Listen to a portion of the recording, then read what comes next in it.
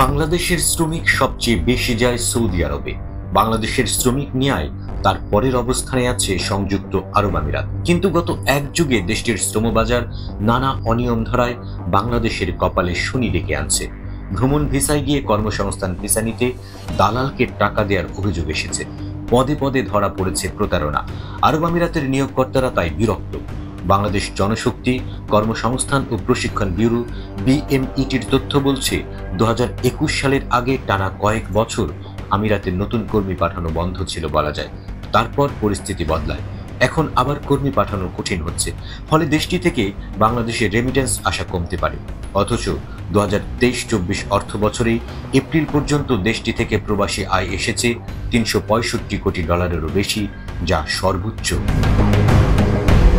সংযুক্ত আরব আমিরাতে 2022 সালে প্রতি মাসেই প্রায় 8,500 বাংলাদেশি কর্মী গেছে। 2023 সালে প্রতি মাসে গড়ে 8,200 কর্মী গেছে। আর এবছর গত 4 মাসে গেছে গড়ে 6,500 কর্মী। 2021-22 সালে দেশটি থেকে বাংলাদেশিরা আয় করে পাঠিয়েছে $207 কোটি। গত অর্থ বছরে এটি বেড়ে $303 কোটি হয়েছে। কর্মী পাঠানো কমে গেলে 1.5-2 বছর পর প্রবাসী আয় কমে যেতে পারে। রিক্রুটিং এজেন্সিগুলো বলছে, করোনা ভাইরাস মহামারীর পর সংযুক্ত আরব আমিরাত কর্মী নিতে ভ্রমণ ভিসা চালু করে। দেশটিতে গিয়ে নিয়োগকর্তার মাধ্যমে আবেদন করে কর্মীদের ভিসা পরিবর্তন করে কর্মসংস্থান ভিসা করার সুযোগ দেওয়া হয়েছিল। সুবিধাটি কাজে লাগায় প্রতারক চক্র। ফলে অনেকে সেখানে কাজ না পেয়ে মানবেতর জীবনযাপন করতে থাকেন, যা সমালোচনার জন্ম দেয়। কর্মসংস্থানের জন্য ভ্রমণ ভিসায় গিয়ে অনেকেই কাজ না পাওয়ায় বাংলাদেশের ভাবমূর্তি নষ্ট হয়েছে। তাই বাংলাদেশ থেকে কর্মী নিতে আমিরাতে আগ্রহ কমছে। অভিবাসী সংগঠনগুলো বলছে, সংযুক্ত আরব আমিরাতের শ্রম আইন অনুযায়ী অবৈধ কর্মীর সঙ্গে কোনো নিয়োগকর্তার সংশ্লিষ্টতা থাকলে তাকে 50,000 দিরহাম জরিমানা গুনতে হয়। তাই বাংলাদেশি কর্মী নিতে দেশটির নিয়োগকর্তাদের অনীহা। তাছাড়া দেশটি অদক্ষ খাতে কর্মী নিয়োগে ভিসা দেয় না, পেশাদার খাতে নিতে চায়। সেক্ষেত্রে আমাদের কর্মীদের সনদের ঘাটতি আছে, যদিও দেশটিতে গিয়ে ভিসার ধরন বদলানো যায়।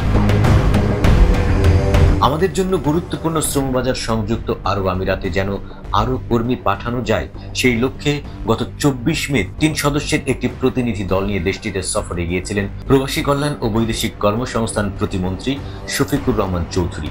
বিদেশি নিয়োগকারী প্রতিষ্ঠানের প্রধানদের সঙ্গে 25 মে দুপুরে এক মতবিনিময় সভায় মোটরসাইকেল চালক ও গাড়ি চালক হিসেবে আরও কর্মী পাঠানোর সুযোগ নিয়ে আলোচনা করা হয়। মন্ত্রণালয়ের অধীনে এ খাতে দক্ষ কর্মী তৈরি করা হচ্ছে বলেও সভায় জানানো হয়।